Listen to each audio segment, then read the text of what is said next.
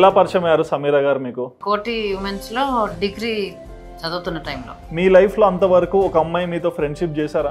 అమ్మాయిలు చాలా మంది. అవునా? ఓకే. ఇప్పటికి కూడా నాతో చాలా మంది రోమియో అమ్మాయిలు మాట్లాడుతుంటారు. కాకపోతే ఈ అమ్మాయి అంత ఇష్టం ఎవరు లేదు, నేను డైరెక్ట్ గా చెప్తా. ఏంటి అంత ఇష్టము సమీరా గారిలో? నా కోసం వాళ్ళ పేరెంట్స్ ని కూడా ఒకనొక టైంలో ఎదిరించారు. అవునా అన్న? అమ్మాయి రిలీజన్ వేరు, పైగా ఆర్ఫన్. పెళ్లి చేసిన తర్వాత కూడా చాలా గొడవలు అయినాయి. మమ్మల్ని డైరెక్ట్ ఇంట్లో నుంచి పంపించేసారు. ఇంట్లో నుంచి? ఇంకా దాని తర్వాత ఇద్దరం హైదరాబాద్ కి వచ్చినాం మేము. అంటే మీకు అండగా ఎవరు లేరా? ఎవరు లేరు. అప్పుడు ఎవరు లేరు. ఓకే, మరి ఎలా వచ్చారు హైదరాబాద్? అంటే మేమే వస్తాం. సెకండ్ ఇయర్ టైంలో నేను ప్రెగ్నెంట్ అని తేలింది. ఓకే. నాకు అప్పుడు తెలిసింది, అంటే మదర్ లేని ఫీలింగ్, అమ్మ కష్టం అనిపించింది. ఆ టైంలో దేవుడు మనోధైర్య సంస్థని పంపించినట్టు అనిపించింది. దేవుడు ఒక్క నిమిషం నాకు కళ్ళు ఇస్తే బాగుండు. నిజంగా నాకు ఎప్పుడు అనిపించలేదు, ఒకటి అనిపించింది, దేవుడు నాకు ఒక్క నిమిషం కళ్ళు ఇస్తే బాగుండు, నా బిడ్డను ఒక్కటేసారి చూసి మళ్ళీ నా కళ్ళు పోయినా పర్లేదు అనుకున్నా.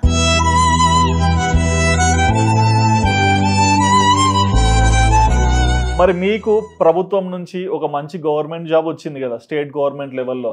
సో ఎలా ఫీల్ అయ్యారు? ఆ జాబ్ వచ్చాక మీకు వచ్చిన గుర్తింపు ఏంటి? ఇంకా పాప పుట్టినరోజే నాకు లెటర్ అపాయింట్ అయింది. మే 13th రోజే. ఓకే.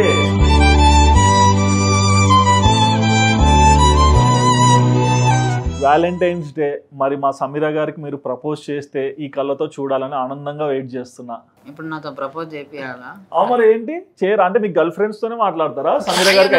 లేదన్నా, నన్ను అమ్మలా చూసుకుంటూ నాకు అమ్మలేని లోటు తీరుస్తున్నా నా ఫ్రెండ్, సమ్ టైమ్స్ నా బిడ్డ, నా భార్య, నాకెప్పుడు తోడుండే, నా పక్కనే ఉండే.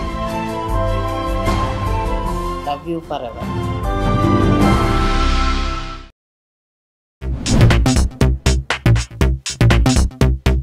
Hi viewers, welcome to Aadhan. నేను మీ హోస్ట్ సుధీర్ రెడ్డి.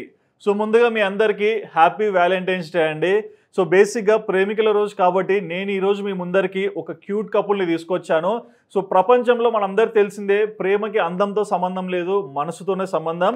సో ప్రేమించుకొని పెళ్లి చేసుకున్నారు అండ్ బేసిక్గా వాళ్ళకున్న నెగటివ్స్ అన్నిటిని పక్కన పెట్టి లైఫ్లో పాజిటివ్ వేలోనే ముందరికి వెళ్ళారు ఈ కపుల్. సో ఇంతకీ ఈ కపుల్ ఎవరని మీరు అనుకుంటున్నారా? వాళ్ళు ఎవరో కాదండి, తన ఫోక్ సాంగ్స్తో ఆల్రెడీ చాలా మందికి పరిచయమైన వ్యక్తి అయిన రషీద్ గారు అండ్ పక్కన మన సమీరా గారు అండ్ వాళ్ళ ముద్దుల పాప కూడా వచ్చేసారు. సో మరి ఏంటి వీళ్ళ లవ్ జర్నీ, ఎలా వీళ్ళ లైఫ్ జర్నీ స్టార్ట్ అయింది, ప్రతి ఒక్క డీటెయిల్ కూడా ఈ ఇంటర్వ్యూలో అడిగి తెలుసుకుందాం. ఇక లేట్ చేయకుండా మన వ్యాలంటైన్స్ కి హాయ్ చెప్పేద్దాం. హాయ్ అండి. ఫస్ట్ ఆఫ్ ఆల్ అందరికి happy valentine's day. So Aadhan viewers అందరికి అండ్ మీకు కూడా ఓకే. నాకు కూడా thank you so much. Happy valentine's day నా తరపున, మా సమీరా తరపున అండ్ మా చిన్న పాప తరపున. సో అందరు ఎట్లున్నారు అండ్ మీరు ఎట్లున్నారు? ఓకే, మేము చాలా హ్యాపీగా ఉన్నామన్నా. అండ్ సారీ అన్న, మీకు ఏమైనా ఇబ్బంది పెట్టింటే ఇవాళ షూట్ కి పిలిచినందుకు. ఓకే. సో రషీద్ అన్న, మీ గురించి ఎక్కడెక్కడో పాటలు వింటూ చాలా మంది తెలుసుకున్నారు అండ్ సమీరా గారి గురించి కూడా చాలా మందికి తెలుసు, కానీ మీ ప్రేమ ఎలా పుట్టింది అండ్ మీ బాల్య జీవితం ఎలా ఉంది, ఇలాంటి డీటెయిల్స్ నాకు కావాలి. సో మీ సొంత ఊరు ఎక్కడన్నా? మా సొంత ఊరు నిజామాబాద్ జిల్లా. నిజామాబాద్ కంటే ముందే ఒక విలేజ్ వస్తుంది, డిస్పల్లి. ఓకే. ఆ ఊర్లో నుంచి హైదరాబాద్ కు వచ్చారా మీరు? ఓకే. ఏం చదువుకున్నారన్నా? నాది డిగ్రీ. ఓకే. అంటే బేసిక్ గా మీరు ఎంతమంది అన్న? నాకు ఒక అక్కకు పెళ్లి అయిపోయింది, నేను తమ్ముడు. ఓకే. అంటే చిన్నప్పటి నుంచే మీకు బ్లైండ్నెస్ వచ్చిందా లేకుంటే మధ్యలో ఏమన్నా అట్లా అయిందా? లేదన్న, చిన్నప్పటి నుంచి బై బర్త్. అంటే ఏమన్నా రీజన్ చెప్పారా డాక్టర్? రీజన్ ఏంది చెప్పలేదు, నేను కూడా ఫ్యామిలీకి కనుక్కున్నా, ఏం రీజన్ ఏం లేదు. మన పూర్వీకులకు కూడా పెద్దవాళ్ళు అంటారు కదా, వాళ్ళకు కూడా ఏం ప్రాబ్లం లేదు. అండ్ నెక్స్ట్ ఇంకెవరికి నేను చూసిన అంతవరకు అయితే మా ఫ్యామిలీలో ఇప్పుడు నేను పుట్టిన తర్వాత నెక్స్ట్ ఇంకెవరికి రాలేదు ప్రాబ్లం. నేనే ఫస్ట్, నేనే లాస్ట్. పాప కూడా అంతా బాగానే ఉంది నార్మల్ గా. అవునమ్మా. అండ్ మీరు ఎక్కడమ్మా సమీరా? మాది వరంగల్ అండి, కాజీపేట్. నాకు కూడా చిన్నప్పటి నుంచే, నేను కూడా చిన్నప్పటి నుంచే బ్లైండ్. ఓకే. మా ఫ్యామిలీలో కూడా ఎవరు బ్లైండ్స్ అట్లా ఏం లేరు, దూరపు చుట్టాలు తప్ప మా ఫ్యామిలీలో అట్లయితే ఎవరు లేరు. నేను అన్నయ్య. మీరు అన్నయ్య? సో అన్నయ్య ఏం చేస్తున్నారు? అన్నయ్య అక్కడ కాంప్లెక్స్ లో పని చేస్తున్నారు ఊర్లో.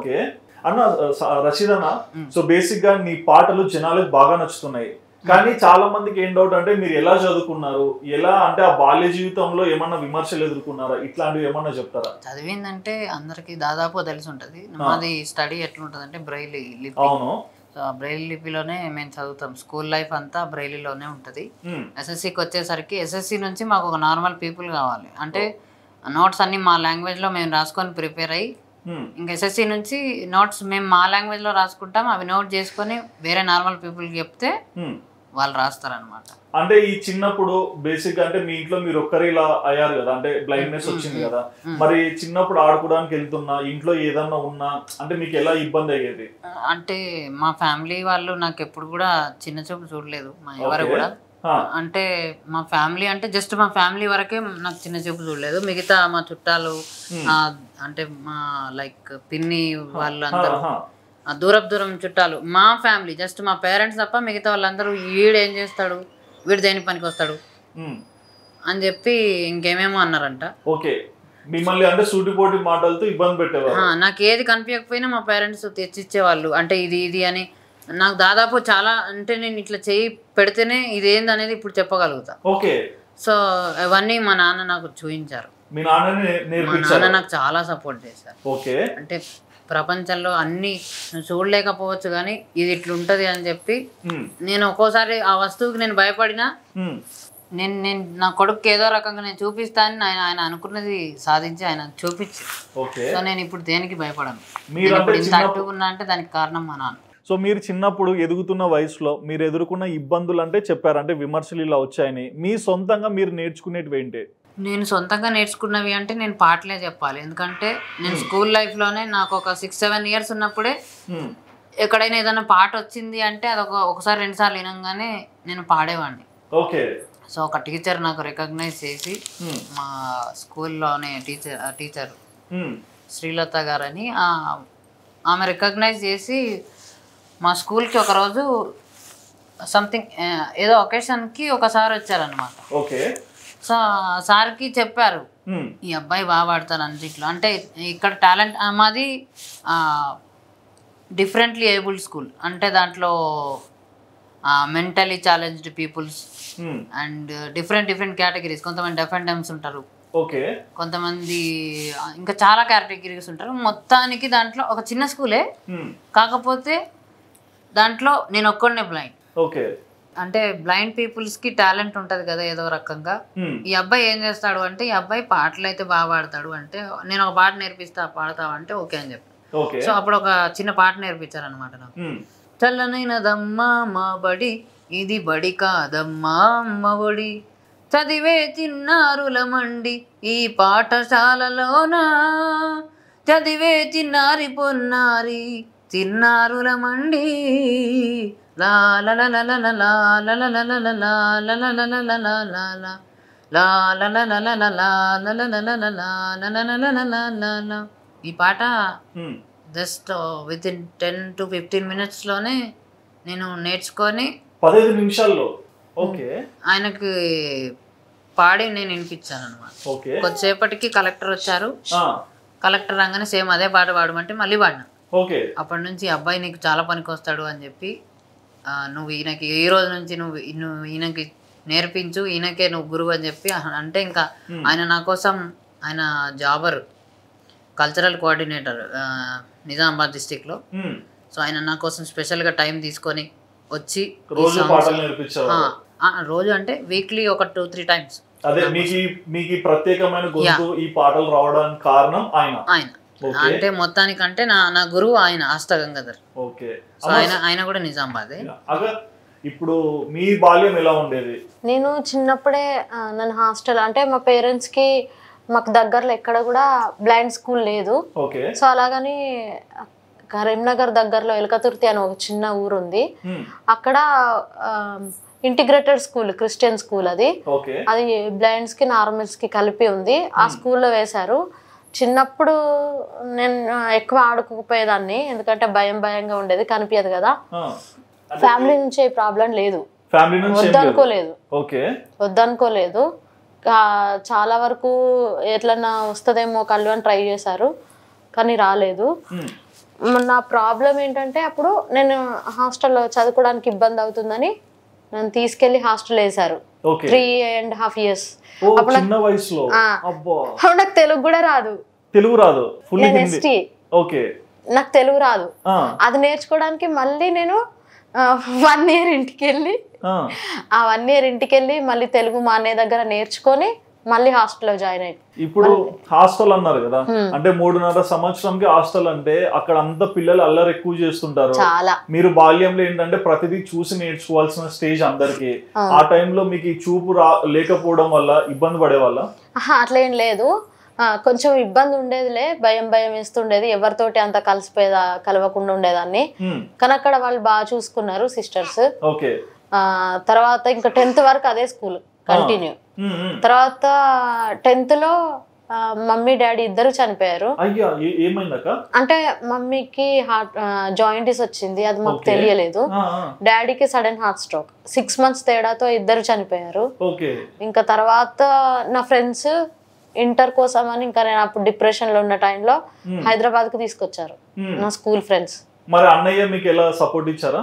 అన్నయ్యని నన్ను తాతయ్య వాళ్ళు చూసుకునే వాళ్ళు. తర్వాత అన్నయ్యకి మ్యారేజ్ అయిపోయినాక ఇంకా ఆయన ఓన్ లైఫ్ ఆయనకు అయిపోయింది. ఇంకా తర్వాత తాతయ్య వాళ్ళ దగ్గరే ఉన్నా. ఆఫ్టర్ నా మ్యారేజ్ అయ్యాకే మా తాతయ్య చనిపోయారు. ఇంకా అప్పటి నుంచి నేను మా విలేజ్ కి దూరం చాలా. ఎప్పుడన్నా అనుకుంటారా అంటే మీకు లైఫ్ లో తోడుండాల్సిన అమ్మ గాని నాన్న గాని అన్నయ్య వీళ్ళందరూ దూరం అయ్యారు, పెళ్ళైతే మళ్ళీ చూసుకుంటే తాతయ్య ఇంకా దూరం అయిపోయారు. అవును. ఎప్పుడన్నా మీకు బాధ వేస్తుంటుందా? అంటే పుట్టి పెరిగినప్పటి నుంచి మీకున్న జ్ఞాపకం వాళ్ళే, అవును, మీరు ఎలా పెరిగారు ఏం చేశారు అనేది చూసింది కూడా వాళ్ళే. సో ఎలా అనిపిస్తుంటుందమ్మా? బాధ ఉంటది, చాలా చాలా బాధ వేసేది. ఎట్లా ఇంకా నేను నా లైఫ్ ఇంతే, ఇంకా ఒక్కదాన్నే అనిపించేది. బట్ నేను మళ్ళీ డిగ్రీ చదువుతున్నప్పుడు ఈయన పరిచయం అయ్యాక నాకు పేరెంట్స్ లేని లోటు తెలియలేదు. అంత బాగా చూసుకునేవాళ్ళు. అంటే బిఫోర్ మ్యారేజ్ నన్ను ఒక కేర్ తీసుకున్నప్పుడు నాకు బిఫోర్ మ్యారేజ్ అంత కేర్ తీసుకుంటున్నారంటే ఇంకా తర్వాత చాలా ఎంత కేరింగ్ గా ఒక ఫాదర్ ని మరిపించేంత ఇష్టంగా చూసుకుంటున్నారు అనిపించింది ఈయన చూసినప్పుడు. ఒకసారి అన్న అడుగుదాం. అన్న రషీద్ అన్న, సో ఎలా పరిచయం అయ్యారు సమీర గారు మీకు? చెప్పింది కదా ఆమె కోటి ఉమెన్స్ లో డిగ్రీ చదువుతున్న టైంలో. ఓకే, మీరు కూడా డిగ్రీ చదువుతున్నారు? ఈమె కోటి ఉమెన్స్ లో డిగ్రీ చదువుతున్నారు. ఓకే, మీరు? నాది అప్పటికి డిగ్రీ కంప్లీట్ లాస్ట్ ఇయర్కి వచ్చింది. ఓకే, లాస్ట్ ఇయర్కి వచ్చింది. మేము అంటే ఇప్పుడు ప్రజెంట్ కూడా మేము కొన్ని ఫౌండేషన్స్కి అప్పుడప్పుడు మేము ఖాళీగా ఉన్న టైంలో ప్రోగ్రామ్స్ చేస్తాం అనమాట. బ్లైండ్ ఆర్గనైజేషన్స్కి ప్రోగ్రామ్స్ చేసి ఫండ్ కలెక్ట్ చేసి ఇస్తుంటాం. ఓకే, సో అట్లాంటి టైంలోనే పరిచయమైన వ్యక్తి సమీర. ఓకే. సో ఈమెకు డిగ్రీకి ఫీజు ఇబ్బంది అవుతుంది అని చెప్పి మా ఒక ఆర్గనైజేషన్ ఉంటుంది అమీర్పేటలో, సోచ్ ఆర్గనైజేషన్లో అప్పుడు నేను ప్రోగ్రామ్స్ చేస్తున్నా. అప్పుడు నాకు జాబ్ లేదు. సో ప్రజెంట్ ఇప్పుడు నేను జాబ్ చేస్తున్నా Telangana cultural department, state government job, central government. మొన్న మా ఫ్రెండ్కి వచ్చింది నాగిరెడ్డికి. సో సమీర గారి గురించి చెప్పండి. ఆ టైంలో ఆ ఆర్గనైజేషన్ కి ఈమె వచ్చింది. అప్పుడు నేను ఏదో వర్క్ లో కొంచెం బిజీ ఉండే, నేను కలవలేకపోయినా. మా టీం వాళ్ళు చెప్పారు ఇట్లా ఒక అమ్మాయి వచ్చిపోయింది బాగానే వాడుతుంది, మనం తీసుకోవచ్చా మరి అని చెప్తే రికార్డ్ రికార్డ్ చేశారా సాంగ్ మరి అంటే అప్పట్లో ఎవరన్నా పాడుతున్నారు, ఎవరన్నా కొత్తగా వచ్చిర్రంటే కొంచెం ఎక్స్పీరియన్స్ పర్సన్ నేను. అంటే ఆ టీంలో ఆ టైంలో 2016 or 17 టైంలో కొంచెం నేను ఎక్స్పర్ట్ అని చెప్పేసి నాకు ఒకసారి చూపించేవాళ్ళు. ఓకే బాగుంది అమ్మాయి వాయిస్ తీసుకోండి అని చెప్పి. అంటే అప్పటికి బేసిక్గా పాడేది. సో ఈమె పరిస్థితుల గురించి చెప్పారు. అంటే వీళ్ళ తాత వీళ్ళ ఫ్యామిలీ చాలా పూర్ ఫ్యామిలీ, వీళ్ళకి ఫీజు కట్టుకోవడానికి కూడా ఈ అమ్మాయికి ఇబ్బంది అవుతుంది. అంటే ఓకే తీసుకుందామని చెప్పి, తర్వాత ఏదైనా ఉంటే మనం కరెక్షన్స్ చేసుకుందాంలే అని చెప్పి తీసుకున్నాం. అప్పటి నుంచి ఈమె నాకు పరిచయం. ఓకే, అంటే మీ లైఫ్ లో అంతవరకు ఒక అమ్మాయి మీతో ఫ్రెండ్షిప్ చేశారా? అమ్మాయిలు చాలా మంది ఆయనకి ఫ్రెండ్స్ ఉన్నారు. అవునా? ఓకే. ఇప్పటికి కూడా నాతో చాలా మంది ఇప్పటికి కూడా రోమియో అమ్మాయిలు మాట్లాడుతుంటారు. కాకపోతే ఈ అమ్మాయి అంత ఇష్టం ఎవరు లేదు, నేను డైరెక్ట్ గా చెప్తా. అవునా? ఏంటి అంత ఇష్టము సమీర గారిలో? తెలియదు నాకు అది తెలీదు. ఏమో అంటే ఎంత బాగా మాట్లాడతారు ఇప్పటికి నాతో అమ్మాయిలు అంటే. ఇంకా నిజంగా చెప్పాలంటే వైఫ్ కాకుండా గర్ల్ ఫ్రెండ్ ఉందా అనుకుంటారు ఎవరైనా. కానీ నేను కూడా అట్లా మాట్లాడతా వాళ్ళతోటి. కానీ ఎవరికి ఇప్పుడు ఈమె పక్కనే ఉండి నేను కాల్ మాట్లాడతా, ఆమెకి ఏ డౌట్ రాదు. ఆమె కూడా వాళ్ళకి కాలేజ్ స్కూల్ మేట్స్ తో కాలేజ్ ఫ్రెండ్స్ తో చాలా క్లోజ్ గా మాట్లాడుతుంది. ఒక్కొక్క గురించి ఒక్కొక్కకి ఎప్పుడు కూడా నువ్వు ఎవరితో మాట్లాడుతున్నావు, ఇంతసేపు ఏం చేస్తున్నావు అని ఒక్కొక్కకి కూడా ఇప్పటి వరకు ఆ గొడవ అస్సలు రాలేదు. వేరే చిన్న చిన్న గొడవలు వస్తాయి కానీ ఆ ఫోన్ విషయాల్లో మాత్రం ఇప్పటి వరకు ఏ లొల్లి లేదు. సరే, మీ బ్యాచ్ లోకి అయితే తీసుకున్నారు. మరి సమీర గారు ఫోక్ సాంగ్స్ ఎట్లా పడతారండి? మీ గొంతు మేము వినొచ్చా? ఆయన ఇంప్రెస్ అయ్యి టీమ్ లో పెట్టుకున్నారు. మరి నేను ఫోక్ సాంగ్స్ సినిమా సాంగ్స్ పాడతారా? సరే, ఒక సినిమా పాట పాడండి. నా కోసం కాదు, మీ ఆయన కోసం పాడండి. ఓకే. శీతాకాలం మనసు నీ మనసున చోటడిగిందే, సీతకు మళ్ళీ నీతో అడుగేసి మాటడిగిందే, నీకు నువ్వే గుండెలోనే అన్నదంతా వినాలి, అంతకన్నా ముందుగానే ఎందుకో అవునన్నాలి, ఇంక పైన నీకు నాకు ప్రేమ పాఠాలే, మాస్టారు మాస్టారు నా మనసును గెలిచారు, అచ్చం నీ కలగన్నట్టే నా పక్కన నిలిచారు. నైస్, చాలా బాగా పాడారు. అంటే ఈ గొంతు రావడానికి కారణము రషీద్ గారేనా? అవును. అంటే అప్పుడు నేను జస్ట్ మామూలుగా ఒక ఏవో పాత పాటలు చిన్న చిన్నగా ఏదో పాడుకునేదాన్ని. స్టేజ్ ప్రోగ్రామ్స్ కి వచ్చినాక ఈయన మాకు సంగీతం నేర్పియడము, కొత్త కొత్త సాంగ్స్ నేర్పియడం. అప్పటి నుంచి నాకు చిన్నప్పటి నుంచి సింగింగ్ అంటే ఇష్టం. మా స్కూల్లో కూడా చాలా ఎంకరేజ్ చేస్తుండే వాళ్ళు నన్ను. కానీ స్టేజ్ ప్రోగ్రామ్స్ కి వచ్చినాక ఇంకొంచెం డెవలప్ అయినా నేను. మరి ఈయన పరిచయం అయ్యాక మరి ఈయన రోమియోగా ఎలా మారారు? ఆయన మొత్తం వెరైటీ. మా అక్కయ్యకి చెప్పారు నేనంటే ఇష్టం అని. ఫస్ట్ మా అక్కయ్యకి చెప్పి తర్వాత నాకు చెప్పారు. అంటే మా ఫ్యామిలీకి చెప్పి తర్వాత నాకు. అంటే ఏంటంటే కొంచెం ఆయన ఫీలింగ్ ఎట్లుంటుండే అంటే, ఫస్ట్ మేము చెప్పి ఒకరినొకరు ఇష్టపడుకొని అప్పుడు పేరెంట్స్ ఒప్పుకోలేదంటే అప్పుడు మించిన బాధ ఇంకొకటి ఉండదు అని అప్పుడు ఫస్ట్ మా అక్కయ్య వాళ్ళకి చెప్పి తర్వాత వీళ్ళ పేరెంట్స్ కి చెప్పి గొడవలు అంతా స్టార్ట్ అయిన టైం. మన సార్ గొడవలు కూడా పడుతున్నారా?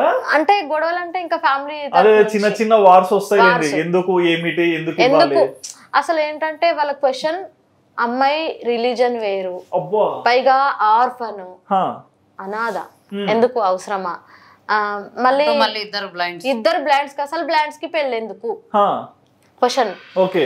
అందుకే అన్ని గొడవలు అవుతుంటే కూడా నా కోసం వాళ్ళ పేరెంట్స్ ని కూడా ఒకనొక టైంలో ఎదిరించారు. అవును. సో ఏంటి ఏమైంది ఒకసారి మీ నోట్ నుంచి చెప్పండి. అంటే అమ్మాయి వేరే క్యాస్ట్, వేరే caste, other religion plus blind, తర్వాత ఈ అమ్మాయి ఆర్ఫన్, ఏ దిక్కు మొక్కు లేదు అని చెప్పి మా పేరెంట్స్ వాళ్ళందరూ డిస్కరేజ్ చేశారు ఒక టైం. మ్యారేజ్ టాపిక్ నేను చెప్పిన కదా ఇంట్లో. అంటే చిన్నప్పటి నుంచి నేను ఉన్నా అమ్మ నాన్నలతోటి. కానీ ఆ టైంకి వచ్చేసరికి నువ్వు చచ్చిపోయినా సరే కానీ మేము చేసిన సంబంధమే నువ్వు చేసుకోవాలి, లేదంటే ఈ అమ్మాయి వద్దు అంటే వద్దు, కావాలంటే నువ్వు ఎక్కడికైనా వెళ్ళిపో, అసలు ఒకవేళ అమ్మాయినే చేసుకుంటా అంటే మేము వదిలేస్తాం నిన్ను అని చెప్పి వదిలేయండి అని చెప్పిన నేను డైరెక్ట్. వదిలేయండి, రేపటి రోజు నేను కరెక్ట్ ఛాలెంజ్ చేసి ఇప్పుడు నేను గర్వంగా చెప్పుకుంటా ఏంటంటే నేను అనుకున్నట్టు జరిగింది. నేను ఛాలెంజ్ చేసిన పక్కా వాళ్ళకి ఎట్లా ఛాలెంజ్ పిల్లలు ఎట్లా వస్తే ఏమన్నా అవుతుందన్నారా? అంటే మీకు మీ జీవితాలే కష్టం, ఇద్దరు వేరు వేరు జీవితాలే, మీరు ఇద్దరు ఒకటయ్యి మీకు పెళ్ళే ఒక పెద్ద ఇది అనుకుంటే రేపటికి పెళ్ళి అంటే ఉత్త పెళ్ళే కాదు, తర్వాత మీకు పిల్లలు అవుతారు. పిల్లలు అయితే వాళ్ళని ఎవరు చూడాలి అంటే దేవుడు మంచితోటి ధైర్యంతో అడిగేసే వాళ్ళకి ఏదో ఒక మార్గం చూపిస్తాడు. నేను పక్కా చేసి చూపిస్తా. రేపటి రోజు మా పాప ఎదుగుతుంది, ఎదిగిన తర్వాత ఇదే మాట చెప్పండి, అప్పుడు మీరేం చెప్తారో అప్పుడు చెప్పండి అని చెప్పి ఎదిరించి చేసిరు మొత్తానికి పెళ్లి. ఓకే. అంటే ఎందుకు చేసిరు మా తరఫు నుంచి కూడా వచ్చినాయి గట్టిగా. అంటే మా పిన్ని వాళ్ళు ఏమన్నారంటే ఎందుకు అవసరం ఆ పెళ్లి, ఉంటే తాతయ్య వాళ్ళతోటే ఉంటూ వాళ్ళకి పెన్షన్ డబ్బులు ఇస్తూ ఉంటే సరిపోతది కదా ఎందుకు అన్నట్టుగా మాట్లాడారు. మరి మీరు ఎలా ఒప్పించారండి? వాళ్ళందరినీ ఇంకా మేము ఇద్దరం కన్విన్స్ చేసినాం. ఇద్దరం కలిసి ఇంకా సేమ్ నేను మీరు ఇంకొకరిని తీసుకొస్తే నేను చేసుకోను, పెళ్ళి ఎందుకు అవసరమా అని మీ మీదే ఉండాలి అంటే నేను ఉండలేను అని చెప్పేసి చెప్తే అప్పుడు మా బాబాయ్ వాళ్ళందరూ అవును తన లైఫే బాగుంటది కదా అని మళ్ళీ మా ఫ్యామిలీలో కొంతమంది, వీళ్ళ ఫ్యామిలీలో కొంతమంది కొంచెం ఇష్టం లేదని చెప్పారు. అంటే ఇష్టం లేదు కొంచెం అని కాదు, చాలా చాలా నెగిటివ్ ఫీలింగ్స్ వచ్చినాయి. వీళ్ళ ఫ్యామిలీలో కొంతమంది, మా ఫ్యామిలీలో కొంతమంది పాజిటివ్ గా రియాక్ట్ కాబట్టి మా పెళ్లి ముందరికెళ్ళింది. మా అక్క పాజిటివ్ గా రియాక్ట్ అయింది మా విషయంలో, అండ్ మా తాతయ్యను ఒప్పించింది తనే. ఇంకా వీళ్ళ ఫ్యామిలీ నుంచి అంటే వీళ్ళ పెద్ద నాన్న వీళ్ళ పెద్ద నాన్న వాళ్ళు అందరినీ కూర్చోబెట్టి మాట్లాడి ఈ అమ్మాయి ఇప్పుడు మీరు ఇట్లా అనుకుంటున్నారు కానీ రేపటికి వీళ్ళే నిజంగానే వాళ్ళు అనుకున్నట్టు సాధిస్తారు, మనమే రేపు ముక్కు మీద వేలేసుకోవాలి, నోటి మీద వేలేసుకోవాలి, మనం ఏం చేయలేము, వాళ్ళు అనుకున్నది ఖచ్చితంగా చేస్తారు, వాళ్ళంతా కాన్ఫిడెంట్ గా చెప్తున్నారంటే అని చెప్పి అందరిని ఒప్పించి ఇంకా ఫైనల్ గా ముహూర్తం పెట్టేసిరు. పెళ్లి చేసిరు. పెళ్లి చేసిన తర్వాత కూడా చాలా గొడవలు అయినాయి. మమ్మల్ని డైరెక్ట్ ఇంట్లో నుంచి పంపించేసారు. మా ఇంట్లో నుంచి అంటే మా పెళ్ళైన ఒక 1 month కి కరోనా టైం స్టార్ట్. మాకు ఈవెంట్స్ లేవు, మేము అంటే వాళ్ళు చిన్నగా వర్క్ చేసుకునే వాళ్ళు, మేము డబ్బులు ఇస్తే ఉండేవాళ్ళు అన్నట్టు. సో ఆ రోజు అప్పుడు ఆ టైంలో మేము డబ్బులు ఇవ్వలేని సిచ్యువేషన్ కదా, ఈవెంట్స్ ఏం లేవు కాబట్టి. ఆ టైంలో మమ్మల్ని ఏమని అనుమానించారంటే మేము వాళ్ళకి డబ్బులు ఎందుకు ఇవ్వట్లేదంటే మేము దాచుకుంటున్నామేమో, అంటే మాకు మేముగా సెటిల్ అవ్వడానికి దాచుకుంటున్నాం అన్న డౌట్ వాళ్ళకి వచ్చింది. సో మాతో గొడవ పడ్డం అట్లా జరిగింది. గొడవడి ఫస్ట్ టైం సెకండ్ టైం అట్లా 2 సార్లు జరిగింది. దాని తర్వాత నెక్స్ట్ ఏం జరిగిందంటే ఇంకా మొత్తం ఈయన రషీద్ మొత్తం మాకు దూరం అయిపోయిండు, కోడలు మార్చేసింది మొత్తం. నేను ఈయనని మార్చుకున్నారని వాళ్ళకు డౌట్. సో ఆ టైంలో ఇంకా మమ్మల్ని మాకు వీళ్ళు వద్దు అని కొంచెం ఎక్కువనే గొడవ పెట్టుకొని ఇంకా అక్కడ నుంచి వెళ్ళిపోయినాం. చాలా జరిగినాయి. ఇంకా దాని తర్వాత ఇద్దరం హైదరాబాద్కి వచ్చినాం మేము 2 years. అంటే మీకు అండగా ఎవరు లేరా? ఎవరు లేరు. ఎలా వచ్చారు హైదరాబాద్? అంటే మేమే వస్తాం, మేము ఒంటరిగా ఇప్పుడు తిరగలుగుతాం. ఇప్పుడు స్టిల్ ఇప్పటికి కూడా నేను ఇప్పుడు మీ ఇంటర్వ్యూ కూడా మేమిద్దరమే వచ్చినాం. అవును, నాకు డౌట్ ఉందన్న, అందరిలాగానే ఫోన్ చేస్తే ఆన్సర్ చేస్తారు, ఎట్లా తెలుస్తుంది? అంటే మీకు నేనే ఫోన్ చేస్తే మా ప్రతి ఫోన్ లో ఒక ఇన్బిల్ట్ సాఫ్ట్వేర్ ఉంది ఇప్పటి స్మార్ట్ ఫోన్స్. అంటే దాన్ని ఏమంటారు అంటే టాక్ బ్యాక్ అంటారు, యాక్సెసిబిలిటీలో ఉంటది. అది మీ ఫోన్స్ లో కూడా యూస్ చేస్తారు. అది ఆన్ చేస్తే మన ప్రతిదీ మనం స్క్రీన్ మీద మనకి ఏం టచ్ చేస్తే దాన్ని అది చెప్తుంది అనమాట. ఇప్పుడు నేను వాట్సాప్ లో మీకు మెసేజ్ చేసిన అది కూడా చెప్తుంది. వాట్సాప్, ఫేస్బుక్ అన్ని వాడతాం మేము, ఇన్స్టాగ్రామ్ అన్ని వాడతాం. ఎవరైనా మెసేజ్ చేస్తే తెలియక మెసేజ్ చేస్తే మెసేజ్ కూడా చదువుతుంది. అంటే మీకు ఎట్లా తెలుసు అక్కడ మెసేజ్ వచ్చి ఉంటుంది లోపల? అక్కడ చెప్తుంది. అంటే ఎన్ని మెసేజ్లు వచ్చినాయి, ఎవరి పేరుతో వచ్చినాయి, మనం సేవ్ చేసుకుంటే ఓకే. మరి ఫోన్ ఛార్జింగ్ ఇట్లా అన్ని అంతే. నార్మల్ పీపుల్స్ ఏ విధంగా యూజ్ చేస్తారో అన్ని చేస్తాం మేము, చాటింగ్ చేస్తాం. నిజం చెప్పాలంటే మాకన్నా మీరే కొంచెం చాలా బెటర్, కొంచెం కూడా కాదు. అండ్ బేసిక్ గా మీరు హైదరాబాద్ వచ్చా అన్నారు కదా, సో మరి ఏం లేని స్థితిలో అంటే సిచ్యువేషన్ లో ఫ్యామిలీని అంతా పక్కన పెట్టి మీరిద్దరు హైదరాబాద్ కు వచ్చినప్పుడు మీ పరిస్థితి ఏంటన్నా? మేమిద్దరం హైదరాబాద్ వచ్చినప్పుడు ఇక్కడ ఇబ్రహీంపట్నం దగ్గర షేర్గూడలో రూమ్ తీసుకున్నాం. ఇంతకు ముందు ఆయన చెప్పినట్టు ఒక ఫౌండేషన్ లో మేము ప్రోగ్రామ్స్ తీసుకొని రూమ్ తీసుకొని ఉన్నాం. ఆ టైంలో ఇంకా 2 years గడిచిపోయింది అట్లే. అండ్ సెకండ్ ఇయర్ టైంలో నేను ప్రెగ్నెంట్ అని తేలింది. ఆ టైంలో కూడా మేమిద్దరమే ఉన్నాం. ఫ్రెండ్స్ వచ్చిర్రు, మా స్కూల్ మేట్స్, ఓంకార్ ప్లస్ మొన్న రీసెంట్ గా అబ్బాయికి జాబ్ వచ్చింది, నాగిరెడ్డి అని, సెంట్రల్ గవర్నమెంట్ లో జాబ్ వచ్చింది. సో వాళ్ళు కొంతమంది అమ్మాయిలు, కొంతమంది ఇవి మాకు హెల్ప్ హెల్ప్ చేయడానికి నిజంగా దేవుళ్ళ లాగా వచ్చిర్రు వాళ్ళు. ఈమె ప్రెగ్నెంట్ ఉన్న టైంలో, అంటే అంతకంటే ముందు నుంచే వాళ్ళు ఉన్నారు, తెలుసు ఉన్నారు కూడా కొంతమంది అమ్మకు తోడుగా. ప్రెగ్నెన్సీ టైం మొత్తం వాళ్ళే పక్కన చాలా కేర్ తీసుకు, చాలా అంటే చాలా. అప్పుడు నన్ను ఒక్క పని చేయనీయలేదు, ఈయన వాళ్ళే చేసుకునే వాళ్ళు. 6 months నన్ను అట్లా కాపాడుకున్నాక చందు అన్నయ్యకి విషయం తెలిసింది. మనోధైర్య సంస్థ అని ఇప్పుడు నడిపిస్తున్నారు వీళ్ళు. సో చందు అన్నయ్యకి ఈ విషయం తెలిసినప్పుడు నెగిటివ్ గా రియాక్ట్ అవ్వలే వాళ్ళ పేరెంట్స్ కానీ లేదంటే అన్నయ్య కానీ, అయ్యో వచ్చేయండి మా ఇంట్లో ఉండండి మేము చూసుకుంటామని హాస్పిటల్ కి తీసుకెళ్లారు. సో బేబీ చాలా వీక్ ఉంది, కరెక్ట్ ఫుడ్ లేదు, ఈమె కూడా ఇబ్బంది అవుతుందని డాక్టర్ చెప్పారు. ఆ టైంలో చందు అనే వాళ్ళ అమ్మ జ్యోతి, తను ఒక మదర్ గా నాకు అప్పుడు తెలిసింది. అంటే మదర్ లేని ఫీలింగ్, అమ్మ కష్టం అనిపించింది. ఇలాంటి టైంలో అమ్మ ఉంటే బాగుండు అనిపించింది. ఆ టైంలో దేవుడు మనోధైర్య సంస్థని పంపించినట్టు అనిపించింది. ఈ మనోధైర్య సంస్థ స్థాపించడానికి అసలైన కారణం మేమే. మా కోసం వాళ్ళు ఈ రిస్క్ తీసుకున్నారు, నా డెలివరీ చేయించారు. అంటే మీరు ఏమైనా భయపడే వాళ్ళ డెలివరీ టైంలో పాప? చాలా మంది అన్నారు అంటే మీలాగే అవుతుంది, బ్లైండ్ అవుతుంది అని చాలా మంది భయపెట్టిన టైంలో కూడా ఈ బడంగపేటలో హాస్పిటల్ ఉంది, నాదర్గుల్, అక్కడ ప్రతూష హాస్పిటల్ ఉంది, అక్కడే నాకు free treatment and free delivery కూడా అక్కడే జరిగింది.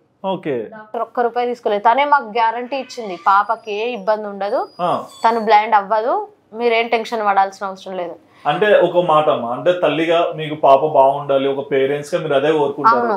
ఇన్ కేస్ పాపకు కనుక ఏదో ఒక చిన్న లోపం వచ్చింటే, అలా ఉన్నా సరే మేము వదిలేయం మా పాపని. అంటే వదిలేయడం కరెక్ట్ కాదు కదన్న, అట్లా అనుకుంటే మరి మా పేరెంట్స్ వదిలేస్తే మేము ఎక్కడ ఉండేవాళ్ళం కదా. కరెక్ట్. అది ఓకే. మరి అన్న రషీద్ అన్న, మరి పాప పుట్టాక మీ సిచ్యువేషన్ ఏంటి, ఎలా ఫీల్ అయ్యారు? అంటే పాపనా బాబా ఇలా ఏమన్నా డైలమాలో ఉన్నారా ఆ రోజు? అబ్బాయి అని పాప పుట్టింది అనగానే మేము షాక్ అయినాం. షాక్ అయ్యి అంత నొప్పిలో ఉండి కూడా మేము బయటకు వచ్చి చందన్న మనం అని చెప్పి చాలా హ్యాపీ. అంటే మేము సర్లే లాస్ట్కి ఎవరైతే ఓకే అనుకున్నాం. ఓకే అంటే ఇంకా మామూలు అదొక ఆనందం, మామూలుగా ఏదో బెట్ అనుకున్నాం. కానీ ఎవరైనా చిన్నపిల్లలు అదొక డిఫరెంట్ ఫీలింగ్, చాలా బాగా అనిపించింది. అంటే ఇన్ని రోజులు మేము కన్న కలలన్నీ, నాకు ఏ అవార్డు వచ్చినా, నాకు ఎంత పెద్ద అచీవ్మెంట్ వచ్చినా రాని ఫీలింగ్ ఆ రోజు నాకు వచ్చింది. మా ఇద్దరికి షహీరా ఆ రోజు ఏం చేసిందంటే వాళ్ళ నాన్న చేయి తగలగానే ఏడుపు ఆపేసింది. అది చందు అన్నయ్య వీడియో తీశాడు. పాప పుట్టింది రషీద్ అని తీసుకొచ్చి చందు అన్నయ్య వాళ్ళు అమ్మ వాళ్ళు తెచ్చి రషీద్ చేతిలో పెట్టగానే పాప ఈయన ఎత్తుకోగానే ఏడుపు ఆపేసింది. అప్పుడు ఈయన ఆ పాపకు ప్రామిస్, నువ్వు పెద్ద తప్పు చేస్తే తప్ప నేను అసలు కొట్టను, బిడ్డకు అప్పుడే ప్రామిస్ చేసేసిండు. అప్పుడు ఆ టైంలో నాకు ఒకటి అనిపించింది, దేవుడు ఒక్క నిమిషం నాకు కళ్ళు ఇస్తే బాగుండు. నిజంగా నాకు ఎప్పుడు అనిపించలేదు, ఒకటి అనిపించింది, దేవుడు నాకు ఒక్క నిమిషం కళ్ళు ఇస్తే బాగుండు, నా బిడ్డను ఒక్కటేసారి చూసి మళ్ళీ నా కళ్ళు పోయినా పర్లేదు అనుకున్నా. ఎప్పుడన్నా మీరు అనుకున్నారా అట్లా? నాకు లైట్గా కనిపిస్తుంది కాబట్టి ఏమనిపించేది అంటే అంత ఇదేం బాధ అనిపించకపోయేది. బట్ ఏదంటే మొత్తం కనిపిస్తే మేము కూడా అందరిలాగా లైఫ్ లీడ్ చేస్తుండే కదా అనిపించేది. అంటే ఒకరి హెల్ప్ లేకుండా. ప్రతి తల్లిదండ్రికి కూడా పిల్లల్ని కన్నాక పెంచుకునేది అంతా గుర్తు పెట్టుకుంటారు, కానీ చూపు కొంచెం ఇబ్బంది ఉన్నా అని అంటే చూడలేరు, కానీ పాపను చూడలేని బాధ మీకు ఎప్పుడు ఉంటుంది కదా. ఉంటది, అదైతే ఉంటది. కానీ నాకు తెలిసి ఫ్యూచర్లో కాదు ఇప్పటికే మా పాప ఆ ఫీలింగ్ మాకు మెల్లమెల్లగా పోకూడదు. ఎందుకంటే ఆమె ఇంతే ఉంది, అందరూ వండర్ అవుతారు ఆమె చేసే థింగ్స్. దానికి ఏదైనా తినమనిస్తే తీసుకొచ్చి మాకు తినిపిస్తుంది. ఆమె ఏం చేస్తుంది అంటే ఓకే, అది చిన్న పిల్లల తల్లిదండ్రుల మీద యాజ్ ఇట్ ఈస్ ప్రేమ ఉంటది, అది ఓకే. కానీ ఆమె చేసే విధానాలు ఎట్లుంటాయంటే ఆమె ఎక్స్ప్లెనేషన్ మాకు అర్థమయ్యేటట్టు చెప్తుంది. అంటే మాకు కనబడదా అని ఆమెకు ఏం అర్థమవుతుందో తెలియదు, ఎదురుగా ఏదైనా ఉంటే అది ఇట్లా చెయ్యి పట్టుకొని ఇట్లా చూపిస్తుంది. అంటే మా చెయ్యి ఇట్లా పట్టుకొని ఇట్లా చూపిస్తుంది, ఇది ఉంది ఇది లేదు. అంటే మేము ఏదైనా అడిగితే ఆమెకు సరిగా మాట్లాడడానికి రాదు. ఇప్పుడు జస్ట్ 21 years, ఇంకొక 3 months 21 months సారీ. సో ఆమెకు ఇప్పుడు ఒక 21 months ఇంకొక 2 months లో ఆమె బర్త్డే, 2-3 months లో, మేలో బర్త్డే ఆమెది. ఓకే. సో ఇప్పుడే ఆమె ఇంత అంటే మైండ్ మెచ్యూర్గా లేకపోయినా ఆ దేవుడు ఏదో ఆ జ్ఞానాన్ని ఇస్తాడు అంటారు నిజంగానే. మిమ్మల్ని అర్థం చేసుకోవాలి. సో ఏదైనా అట్లా చూపిస్తుంది. ఏదైనా లేదు అని ఆమెకు చెప్పడానికి రాదు, కానీ మా చెయ్యి ఫస్ట్ చేతిలో తీసుకొని ఇట్లా అంటది, లేకపోతే తల దగ్గర ఇట్లా చేయబెట్టి మేము అడిగింది ఏదైనా ఉంటే ఇట్లా అంటది, అంటే లేదు అని. ఓకే, మిమ్మల్ని అర్థం చేసుకుంటుంది అమ్మాయి చిన్నప్పటి నుంచే. చాలా. కానీ మీకు ఏమన్నా భయం ఉందా భవిష్యత్తులో అమ్మాయి పెరిగి పెద్ద అయ్యాక ఏమన్నా క్వశ్చన్ చేస్తే ఏంటని? లేదు, అస్సలు లేదు. భయం లేదు. అంటే ఏంటంటే మా పాప మాకు తెలిసిన వాళ్ళ అంటే బ్లైండ్ వరల్డ్ లోనే ఉంది కాబట్టి మా గురించి అంటే ఏంటో తెలుసు కాబట్టి మాకు భయం అట్లాంటిది ఏం లేదు. కానీ ఒకటే కోరిక, మాలాగా ఇంకెవరున్నా వాళ్ళకి హెల్ప్ చేయాలి ఆమె.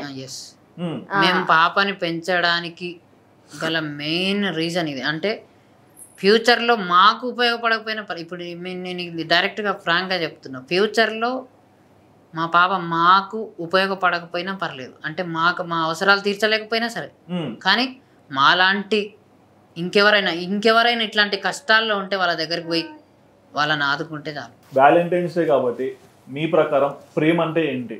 ప్రేమ అంటే దాని గురించి చాలామంది చాలా రకాలుగా చెప్తారు. ఇప్పుడు మిమ్మల్ని అడిగినా మీకు నచ్చినట్టుగా మీ వేలో మీరు చెప్తారు. అవును, మీరేమంటారు? కానీ నేనైతే ఒకటే చెప్తా, ప్రేమ అంటే అది ఇది అని ఏం చెప్పను, సింపుల్ ఒకటే చెప్తా. ప్రేమ అంటే ఒక చిన్న ఫ్యామిలీతో మొదలయ్యి ఇట్లా.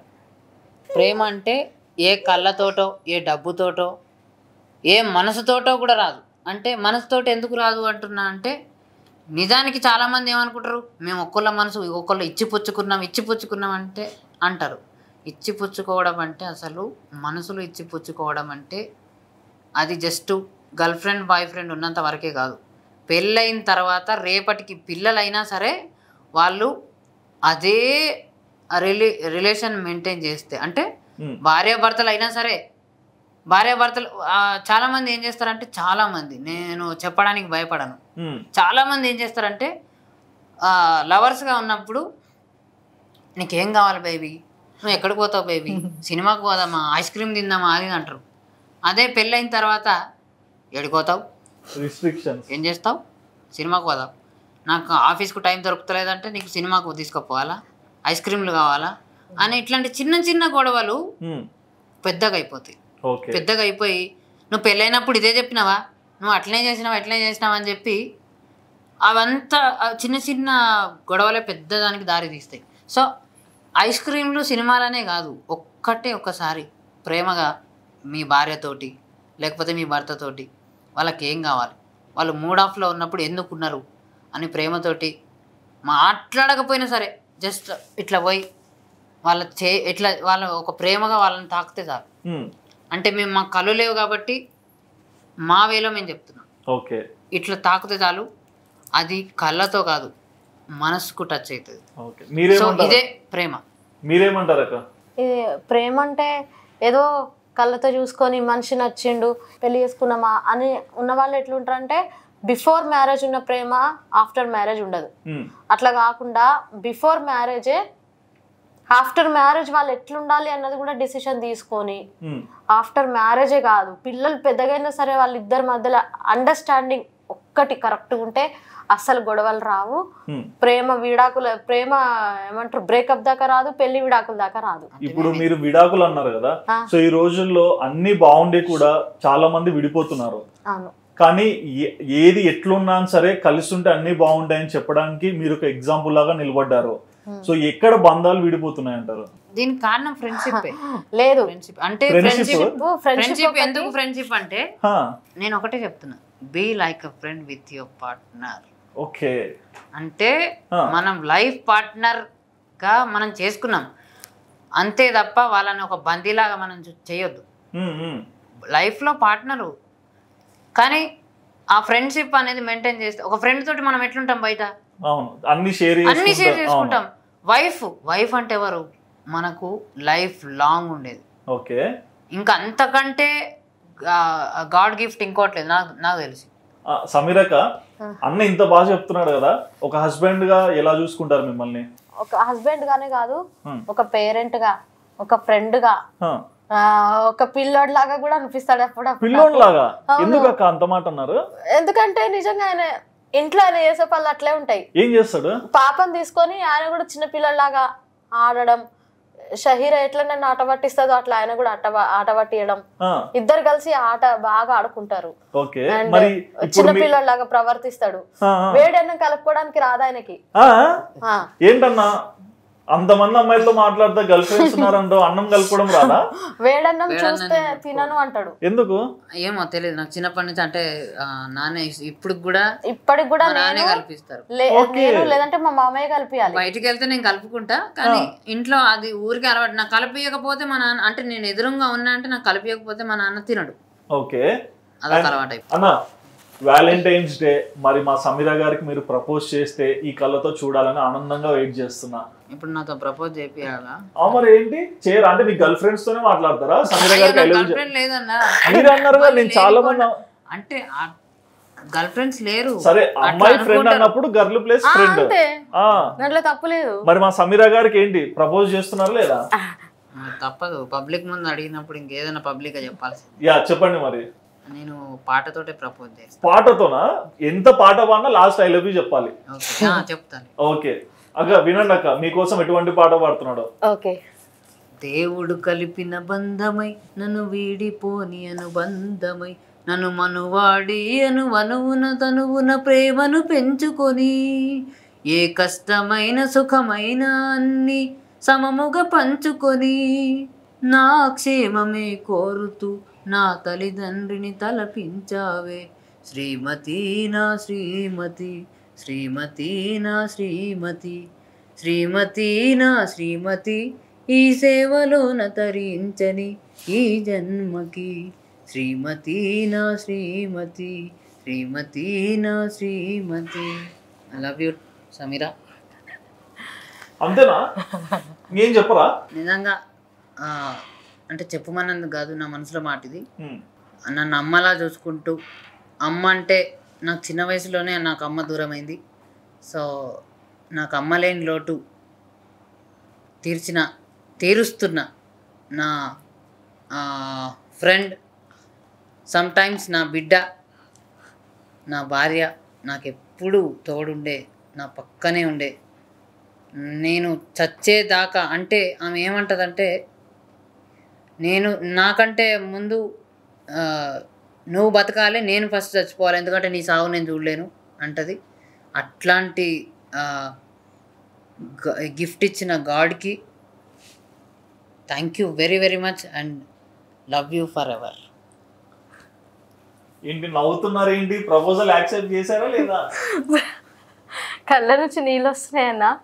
అంటే ఆయన ప్రపోజ్ చేయడం మేము ఎప్పటి నుంచో కలిసి ఉన్నాం కావచ్చు, కానీ ఆయన ఏది చేసినా కొత్తగా చేస్తారు. ఈసారి ఆయన ప్రపోజింగ్ నా కళ్ళ నుంచి నీళ్లు తెప్పించింది. నేను నీకు అమ్మని కాదు, నువ్వే నాకు ఫాదర్, మదర్, ఫ్రెండ్ అన్నీ నువ్వే. నువ్వు లేకపోతే నేను లేను. అందుకే ఐ లవ్ యూ టు అండి. అందుకే మనం లేకపోతేనే ఎవరు లేరు అని చెప్పి మన మధ్యలో మన పాప వచ్చింది. మీరు ఒకళ్ళ గురించి ఒకళ్ళు ఎందుకు కూడా పడతారు, మధ్యలో నేను కూడా ఉన్నాను అని చెప్పి. మీరు ఒక ఫోక్ సింగర్ అయ్యాక సోషల్ మీడియాలో బాగా పాపులర్ అయ్యారు, చాలా మంది మిమ్మల్ని గుర్తుపట్టారు, పెద్ద పెద్ద టీవీ షోస్ కూడా వెళ్ళొచ్చారు కదా. సో మీకు అంత పేరు వచ్చాక మిమ్మల్ని వేలెత్తి చూపించిన వాళ్ళు అన్న మాటలు ఏంటి తర్వాత? ఇంకేం అనడానికి లేదు, అంతా కథం. ఇంకేం అనడానికి లేదు. రేపటికి అంటే ఇప్పుడు వాళ్ళు గౌరవంగా చెప్పుకుంటున్నారు, మా ఫ్యామిలీలో ఈ అబ్బాయి మేము చెప్పుకోదగ్గ స్థాయి, అంటే వాళ్ళే చెప్పుకుంటారు, మేము పలానా అబ్బాయికి ఇదైతాం అదైతాం అని చెప్పి. అంటే పిన్ని బాబాయ్. ఒకప్పుడేమో ఈ పెళ్ళొద్దు, నువ్వు అది చేయి ఇది చేయనే వాళ్ళు. లేదు అప్పుడు కాదు. అంటే మీరు ఏమడిగారు, చిన్నగా ఉన్నప్పుడు ఈ అబ్బాయి బ్లైండ్ వేస్ట్ అన్న వాళ్ళు టీవీలోకి వచ్చిన తర్వాత, అంటే నేను బిఫోర్ మ్యారేజ్ మాట్లాడు, టీవీలోకి వచ్చిన తర్వాత ఈ అబ్బాయికి మేము బాబాయిలం పిన్నిలం అని చెప్పుకుంటాం. ఇప్పుడు పెళ్ళైన తర్వాత అయితే ఇంకా మొత్తం ఇంకా అయిపోయింది, ఇంకేం లేదు. ఇంటికి కూడా వచ్చి ఫోటోలు దిగిపోతారేమో చాలా.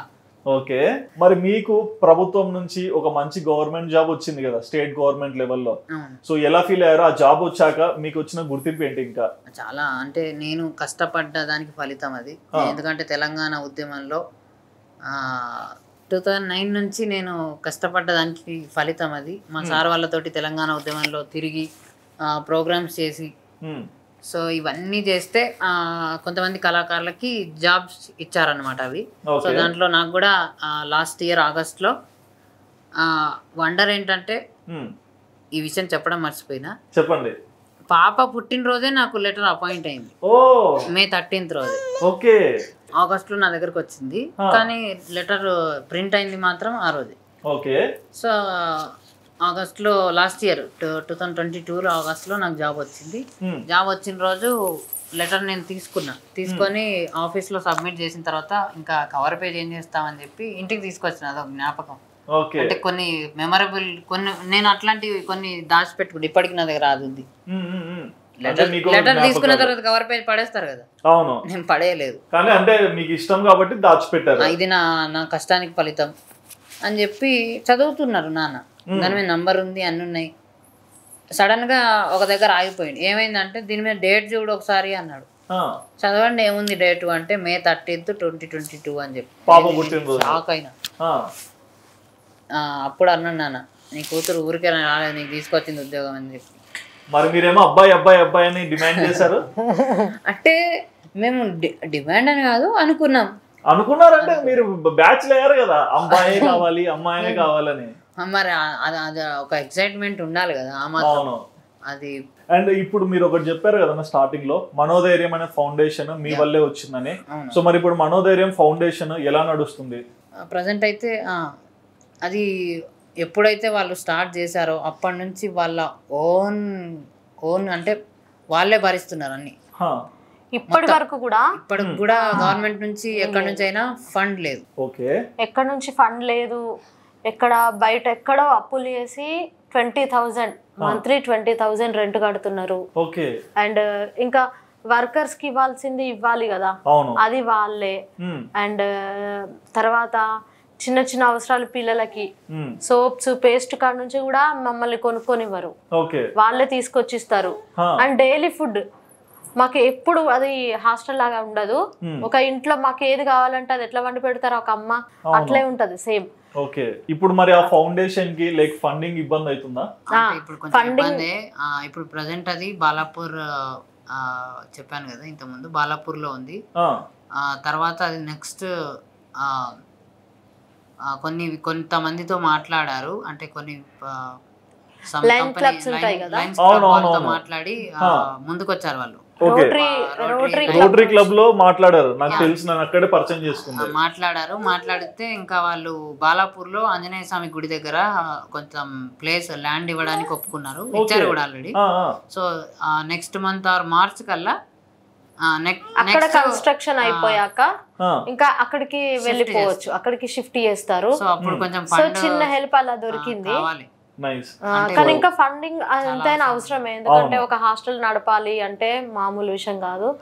జస్ట్ మనం ఒక 5గురం ఉన్న ఇంట్లోనే ఎలా ఒక 1 month లో ఒక 1 day మనకు రేషన్ లేదంటేనే చాలా ఇబ్బంది పడతాం. కానీ ఒక 5 members తో స్టార్ట్ అయింది ఆ సంస్థ. అందులో నేను ఇంకా మాతో ఉన్నారని చెప్పాం కదా, మొత్తం 5 అంటే 5 members తో స్టార్ట్ అయింది, మాతో స్టార్ట్ అయింది. ఇప్పుడు 20 to 15 members వరకు ఉంటారు. అంటే అప్పుడప్పుడు వెళ్ళొస్తూ ఉంటారు వాళ్ళు. అంటే కొంతమంది పెన్షన్స్ కి వెళ్తుంటారు, లేదంటే వాళ్ళకి ఏదో వేరే ఎగ్జామ్స్ ఉండి వేరే. ఈ మనోధైర్య సంస్థాన్ యొక్క గోల్ ఏంటంటే ఎవరు వచ్చినా మనోధైర్య సంస్థానికి ఇప్పుడు మనోధైర్య సంస్థాన్ అని చెప్పుకుంటున్నారు, కానీ రేపటికి మనోధైర్య సంస్థాన్ అంటే కేర్ ఆఫ్ అడ్రస్ జాబ్. 100% మనోధైర్యకి వెళ్ళినామంటే జాబ్ కోసమే వెళ్ళాలి, జాబ్ కొట్టే రావాలనేది వాళ్ళ గోల్. వాళ్ళ గోల్ అనే కాదు, అది మా గోల్. ప్రతి బ్లైండ్కి ఉండే గోల్ అది. సో దానికి తగ్గట్టు మ్యాచ్. మనోధైర్య అంటేనే మనసుతో చూసేది, కళ్ళతో దానికి సంబంధం లేదు. సో ధైర్యంగా నడవాలి అన్నదానికి నిదర్శనంగా దాని పేరు పెట్టారు. ఫౌండేషన్ వాళ్ళు స్థాపించారు. ఎవరైనా హెల్ప్ చేయాలనుకుంటే, ఈవెన్ మాకు కూడా ఒక మంచి శాలరీ ఇంప్రూవ్మెంట్ అయితే మాకు తోచినంత హెల్ప్ కూడా మేము ఖచ్చితంగా మనోధైర్య చేస్తాం. ఈవెన్ మీరు కూడా ఎవరైనా హెల్ప్ చేయాలనుకుంటే మనోధైర్య సంస్థానికి ఇప్పుడు ప్రజెంట్ అది బాలాపూర్లో ఉంది. ఎవరైనా మ్యాప్లో కూడా మీరు సెర్చ్ చేస్తే వస్తుంది. విజిట్ చేయాలనుకుంటే మనోధైర్య సంస్థానికి రావచ్చు. అక్కడ ఎంత జెన్యూన్ అంటే అసలు మనం చెప్పడం కంటే అది చెప్తే బాగుండదు. ఇంకా వెళ్ళి చెప్పడం కంటే చూస్తేనే అర్థమవుతుంది. మీరు కూడా ఖచ్చితంగా రావాలన్న. ఖచ్చితంగా వస్తామన్నా. థ్యాంక్ యూ సో మచ్ అన్న. అంటే బేసిక్ గా మీరు ఎక్కడ మీ జర్నీ ఎక్కడ స్టార్ట్ అయింది అండ్ మీ లైఫ్ లో మీరు ఎదుర్కొన్న విమర్శలు ఏంటి, పాప వచ్చాక మీ లైఫ్ ఎంత అందంగా తయారైంది, ప్రతి ఒక్కరు కూడా చాలా బాగా చెప్పారు. సో చూస్తున్నారు కదండి, ఈ వ్యాలంటైన్స్ డేకి ఈ క్యూట్ కపుల్ చెప్పిన మాటలు విన్నాక మీకు ఏమర్థమైంది? సో ప్రేమకి ఎప్పుడైనా సరే మనసుతోనే సంబంధం ఉంటుంది. అందం అనేది శాశ్వతం కాదు, అది మనం ఎప్పుడు వింటుంటాము. బట్ ఇక్కడ లైవ్ లో కూడా నేను చూపిస్తున్నా కదా. సో మరి మన రషీద్ అన్న సమీర్ అక్క ఇద్దరు చెప్పిన మాటలు విన్నాక మీకు ఏమనిపించింది? అండ్ మీరు ఎవరైనా సరే మనోధైర్యం అనే సంస్థకి మీరు ఏమైనా చేయూతనివ్వాలా, హెల్ప్ చేయాలనుకుంటే సో ఈ వీడియోలో ఒక నెంబర్ కనిపిస్తుంది, ఈ నెంబర్కి కాల్ చేయండి. డైరెక్ట్ వాళ్ళ ఫౌండేషన్ నెంబర్ నేను ప్లేస్ చేస్తున్నాను. సో మీరు కూడా వాళ్ళకి అండగా ఉంటే ఇంకా ఆనందంగా వాళ్ళు లైఫ్ లో ముందరికి వెళ్తారనేదే నా అభిప్రాయం. మరి ఈ ఇంటర్వ్యూ చూసాక మీకు ఏమనిపించిందో మీ ఒపీనియన్ తప్పకుండా కమెంట్ సెక్షన్ లో మెన్షన్ చేయండి. And please do subscribe our channel Aadhan for more updates. Thank you అన్న. Thank you.